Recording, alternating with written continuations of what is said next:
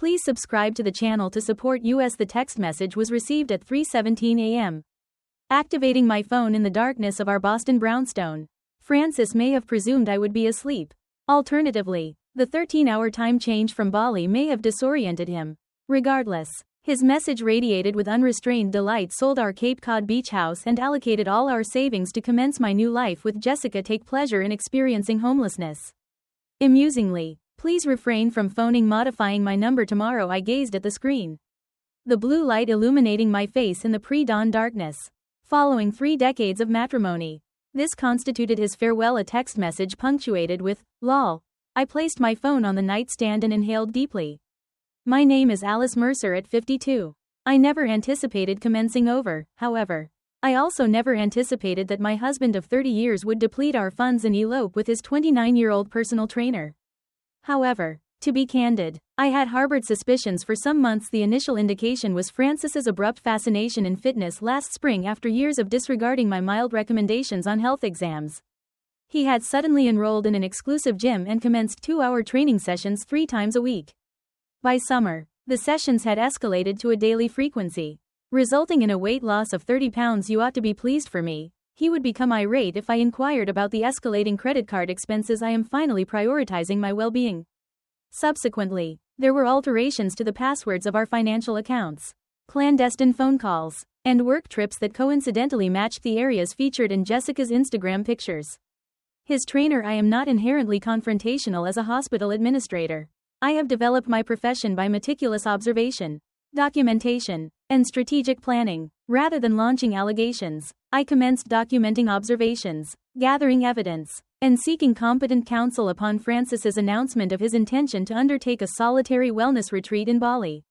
I recognized it was the moment to execute the protection plan I had meticulously devised with my attorney over the preceding months. I retrieved my phone once more and composed a succinct response. Verify your account balance. I can envision Francis at this moment, reclined in a lavish villa, with Jessica beside him, self-satisfied in the belief that he has evaded all consequences. I envisioned his expression upon finally reviewing his accounts and discovering no information provided.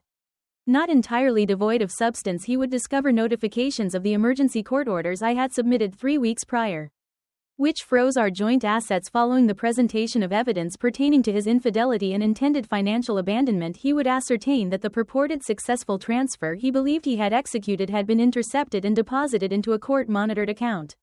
I did not anticipate an immediate reply.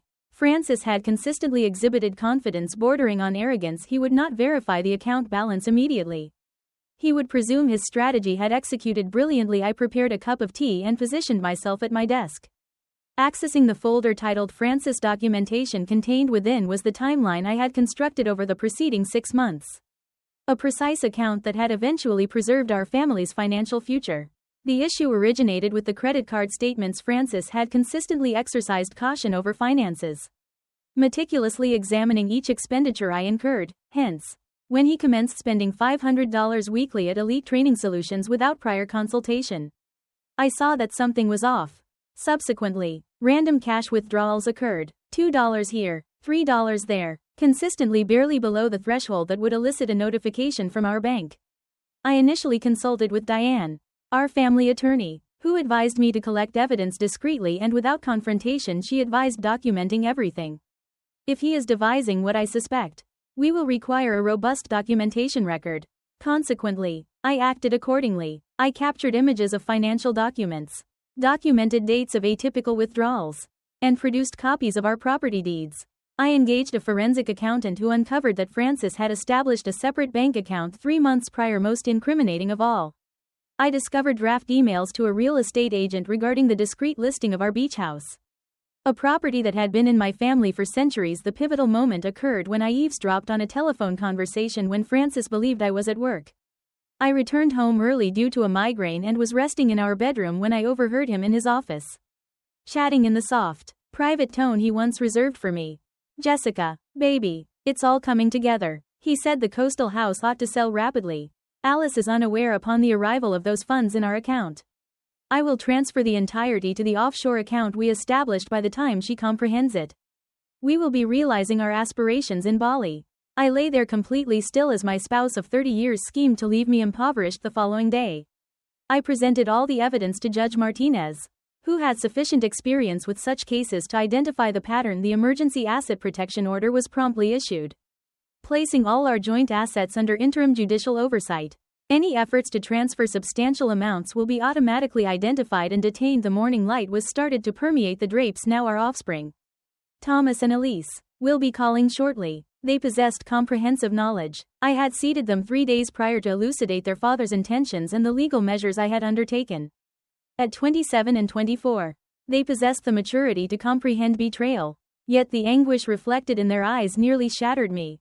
My phone vibrated once more. It was a notification from our banking application, and someone was attempting to access the account from an international IP address. Francis was ultimately verifying his balance. My phone rang 15 minutes later. The screen exhibited Francis's number. It appears he has not yet altered it. As he had threatened, I let it to ring 4 times, utilizing the intervals to focus myself before to responding. Alice, what on earth did you do? Francis's voice exhibited a blend of fury and desperation, resonating with the disintegration of his utopia. Good morning, Francis, I responded serenely. I observe that you have reviewed the accounts. This is my money. He exclaimed. You had no authority to. Our funds. I rectified him. From our 3-decade marriage funds we accumulated collectively for our retirement and the future of our children. I will contest this, he said, his voice descending to a grating whisper. I could envision him distancing himself from Jessica, attempting to conceal the calamity transpiring. You will not evade the consequences of this action. I have successfully safeguarded my legal rights, I stated. Judge Martinez expressed notable interest in the recorded conversation in which you stated, and I quote, leaving Alice with nothing while we indulge in Bali. The beach house deal has been annulled, by the way. The purchasers exhibited much comprehension upon their attorney's receipt of the court order. The silence on the other end was interrupted just by Francis's labored breathing. I then heard a female voice in the background posing questions, becoming progressively more upset. Is that Jessica? I inquired. You should inform her that the offshore account you established has also been stopped, and the authorities have been alerted for suspected tax avoidance. You have been surveilling me, Francis finally articulated, his tone empty. No, I have been safeguarding myself from your deliberate treachery, I responded. There exists a distinction. I overheard muted disputes from the other side, with Jessica's voice escalating in both volume and pitch. Their aspiration to subsist on my family's wealth was dissipating in real time. Francis, I proceeded, the court has arranged an emergency hearing for Monday. Your attendance is mandatory, either in person or over video conference. Your passport has been flagged. Therefore, I recommend you organize for your return. Marked. What is the significance of that? The terror in his voice was evident now. This indicates that although you may depart from Bali, you will be apprehended upon attempting to enter any nation other than the United States. The judge expressed apprehension that you could try to abscond with marital assets. The muted dispute in the background was intensifying. I discerned Jessica articulating something regarding promises and the squandering of my time. I have sent all the court records to you via email, I stated. Diane recommended that I also include your brother Michael, as he is an attorney. He contacted me this morning. By the way, he is disheartened. That was a significant understatement. Michael was incensed, proposing to go to Boston immediately to assist me in navigating the legal proceedings. My brother has lost his sanity, he stated. Father would feel embarrassed. Alice, please pause. Francis's voice had transformed, with desperation supplanting rage. We can reach an agreement, I responded. That we will proceed through the appropriate legal processes. I recommend that you seek a competent counsel. Oh, and Francis, the children possess comprehensive knowledge. They have observed the evidence. They have perused your text. The subsequent 48 hours transpired akin to a protracted automobile collision, one that I observed from a secure vantage point. Francis attempted to call 17 other times that day. I responded only once more, notifying him that all subsequent correspondence should be directed through our solicitors. Subsequently, I redirected his calls to Diane's workplace. Her aide recorded each effort. By evening, Francis's brother Michael arrived at my residence, providing both legal acumen and moral support. He stated that he had examined all the paperwork, dispersing them on my dining room table. Alice, you executed everything flawlessly. The evidence is compelling, and the judge's protective orders are robust. What do you anticipate his next action will be? I inquired while serving coffee for both of us. Michael exhaled audibly. If he were thinking rationally, he would board the next trip home and attempt to salvage what he can. However, Francis has consistently intensified his resolve when confronted. Simultaneously, My phone vibrated with an email notice. It originated from Jessica. Not Francis. Mrs. Mercer. It commenced properly. I must inform you that Francis misrepresented his financial circumstances to me. He informed me that the beach house was solely his, inherited from his parents, and that you had consented to divorce. I would not have engaged had I been aware of the truth. I am terminating our partnership effective now. Michael observed it over my shoulder and emitted a soft whistle. He whispered about rats and sinking ships. Should I reply? I inquired. Michael unequivocally disagreed. Forward it to Diane and allow her to incorporate it into the file. Jessica may be attempting to portray herself as an accidental victim in this situation. The following morning, news arrived from the forensic accountant. Francis made multiple efforts to access numerous accounts overnight, experimenting with different passwords and even attempting to modify the recovery email addresses. Every attempt had been documented and submitted to the court. Diane remarked during our morning call that he is exacerbating his situation. The judge regards attempts to bypass court directives with utmost seriousness. By midday, we were informed by the attorney in Cape Cod that Francis had contacted the real estate agent, insisting they continue with the beach property sale despite the court order. The agent, already cognizant of the situation, had documented the call and transmitted it directly to Diane. Diane elucidated that this is indeed beneficial for our instance. It illustrates his intention to contravene the court's directives despite having been duly informed. Thomas and Alice visited for dinner that evening. Both had taken personal days from work, still grappling with their father's treachery. Mom, Thomas inquired as we gathered around the kitchen island, have you received any updates regarding Dad's return? I gestured negatively with my head, although not directly. Michael believes he will need to return soon, if only to attempt to defend himself in court. Elise, consistently the more emotional of the pair, maneuvered her food across her plate. I remain incredulous that he messaged you in that manner. Embrace homelessness. Who expresses that sentiment to an individual after 3 decades? A person who believed he had evaded consequences. Michael responded, joining us with a compilation of additional documents. This leads me to this. We have now been informed that Francis has reserved a flight returning to Boston. He arrives tomorrow evening. I experienced a complex amalgamation of emotions. Relief at his return to confront the repercussions, fear regarding our encounter, and an unusual sense of confirmation that my preparations had been effective. He has also dispatched an official correspondence via a Balinese attorney. Michael proceeded to slide a document towards me. He asserts that the message was intended as a jest and that there was a misinterpretation regarding the beach house listing. A jest. Elise's voice ascended in incredulity after we examined all the evidence. Francis's return to Boston unfolded like a meticulously choreographed legal performance. Diane had coordinated for a court officer to deliver documents to him immediately upon his clearance through customs at Logan International Airport.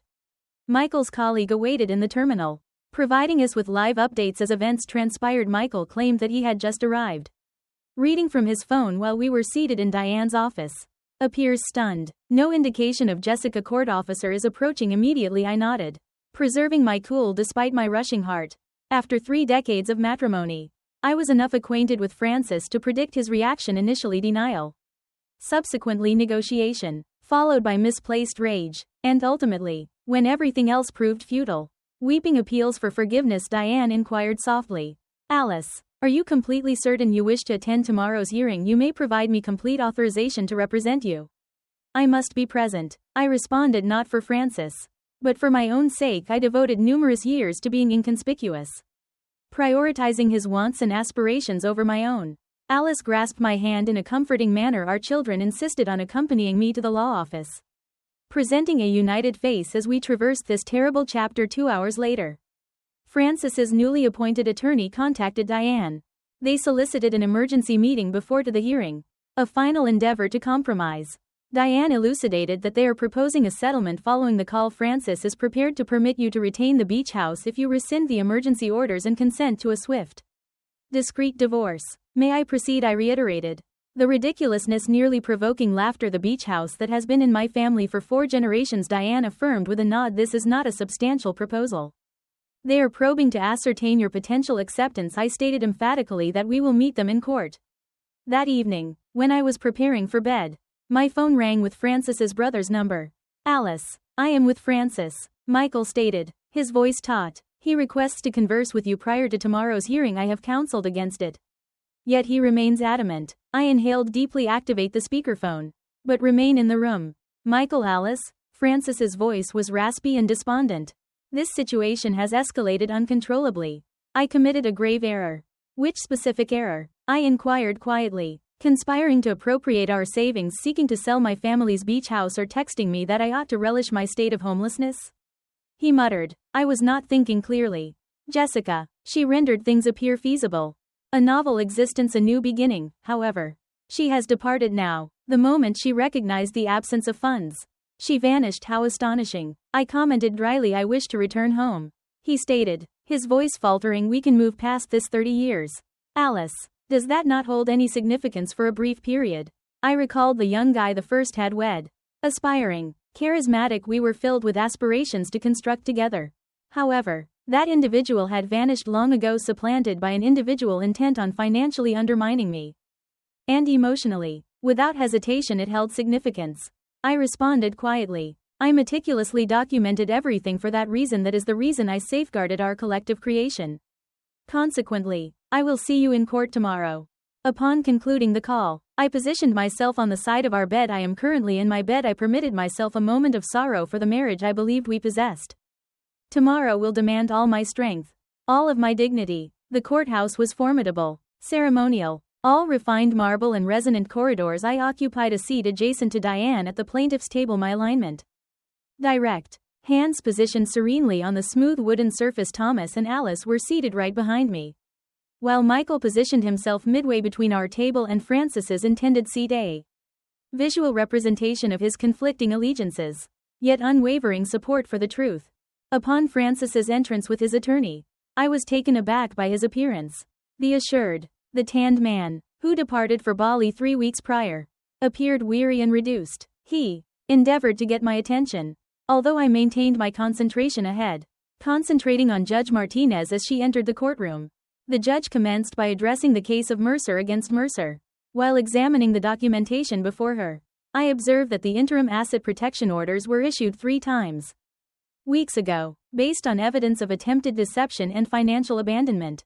Francis's counsel, an assertive litigator named Gregory Powell, promptly rose. Your Honor, my client seeks to establish that a significant misunderstanding has occurred. The SMS message in question was sent in poor judgment. But it was never meant. Judge Martinez interrupted him. Mr. Powell, I have examined the comprehensive material, including recorded conversations and email drafts pertaining to the illicit sale of jointly owned property, as well as several attempts to access frozen accounts subsequent to the issuance of court orders. Let us not squander this court's time with unbelievable justifications. Powell seated himself. Humbled, Francis appeared to contract further in his seat. The hearing advanced systematically. The accountant presented his findings, demonstrating how Francis had methodically withdrew roughly $87 in incremental quantities over a period of 4 months. The real estate agent provided testimony via video conference on Francis's directives to sell the beach house without my awareness. The most incriminating evidence came from Francis's own gadgets, the emails, the establishment of the offshore account, the discussions with Jessica regarding their future plans. Upon finally taking the stand, Francis employed a strategy of repentance. I committed a grave error, Your Honor, an unmanageable midlife crisis. I never wanted to leave my wife impoverished. However, your text message explicitly read, "Enjoy being homeless," Judge Martinez remarked, peering over her glasses at him. Francis confessed, his voice scarcely perceptible, that he was displaying ostentation for Jessica. I sought to impress her by threatening to render your wife of 30 years homeless. The judge's tone unequivocally conveyed her perception of this explanation. Following 3 hours of testimony, Judge Martinez issued her verdict. The court discovers substantial evidence of attempted fraud and financial neglect. The provisional orders prohibiting the dissipation of all marital assets will persist until the conclusion of the divorce proceedings. Moreover, she persisted, directing a severe glare at Francis. The court adjudges Mr. Mercer in contempt for his numerous attempts to evade these directives upon notification. She designated a court-appointed financial guardian to manage the marital assets throughout the divorce proceedings and mandated Francis to relinquish his passport. Most importantly, she approved my request for sole occupancy of our Boston residence and the Cape Cod beach property during the proceedings. Mr. Mercer, she concluded, the court regards attempts to conceal marital assets or intentionally impoverish a spouse with great disfavor. You are fortunate that Mrs. Mercer uncovered your intentions prior to your success as we collected our belongings to depart. Francis approached, disregarding his attorney's efforts to intervene. Alice, he commenced, his voice faltering. Where am I expected to go? I gazed at him directly for the first time that day. That is a question you ought to have contemplated prior to instructing me to relish my homelessness. I am confident you will devise a solution 6 months post-court hearing. I sat on the veranda of the Cape Cod beach house, observing the October sunset illuminate the water in hues of gold and scarlet. The divorce was finalized 3 weeks prior, concluding our 30-year marriage with the stroke of a judge's pen. The final settlement was equitable yet resolute. The court granted me full ownership of the beach house, in addition to 70% of our retirement assets and investments. Citing Francis's intentional effort to commit fraud, Francis obtained the lesser of our 2 vehicles and sufficient liquid assets to ensure basic accommodation. He was mandated to remit my legal bills in their whole. Would you like more tea? Mother Alice approached me, the sea breeze tousling her hair. Thank you, dear. I received the steaming mug, enveloping my hands in its warmth as the nighttime air chilled. Thomas exited, holding his phone. Uncle Michael has called. Dad has finally secured an apartment. He commences his new position at the community college next week. I nodded, experiencing neither joy nor sorrow in response to the news. Francis lost his executive post following the controversy. His previous employer sought to dissociate from an individual who had engaged in such deliberate financial deceit. Are you well? Alice inquired, examining my visage. I am, I responded, astonished to discover it was indeed true. I never wished for Francis to endure suffering. I merely sought to safeguard what was justly ours as the waves softly lapped across the coast. I saw that although Francis had lost practically everything, I had unexpectedly gained an inner strength I had not previously acknowledged, together with a clearer vision of the life I aspired to construct moving forward. 1 year to the day after receiving Francis's harsh message, I stood at the stage in Boston University's conference center, addressing an audience of attentive individuals. The event, Financial Security After Betrayal, attracted more than 200 participants, predominantly women over 50 experiencing comparable circumstances to my own. Preparation is not paranoia, I informed the audience. Documentation does not equate to distrust. They are mechanisms of self-preservation that everyone merits. Following the coverage of my case in the Boston Globe, I got numerous communications from women who had encountered financial abuse but were unaware of how to identify it or safeguard themselves. Their narratives motivated me to collaborate with Diane and various financial specialists to develop this training series. Thomas and Alice sat in the first row, both radiating pride. Adjacent to them was Michael, who had emerged as an unforeseen ally and companion during the divorce proceedings. Since finishing my divorce, I have discovered meaning in assisting others in navigating comparable circumstances. Regarding Francis, I had heard he was gradually reconstructing his life. The most recent report from Michael indicated that he was instructing business ethics at a community college, a fact that did not escape the notice of our family.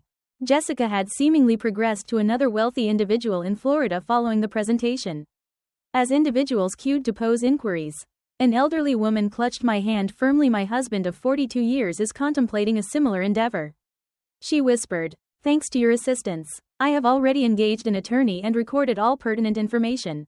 Her statements affirmed everything: the agony, the public scrutiny, the challenging choices. What Francis had intended as my annihilation had, instead, become a basis for assisting others while driving home via the traditional seaside route to Cape Cod. I experienced a sensation that had been lacking for an extended period: tranquility.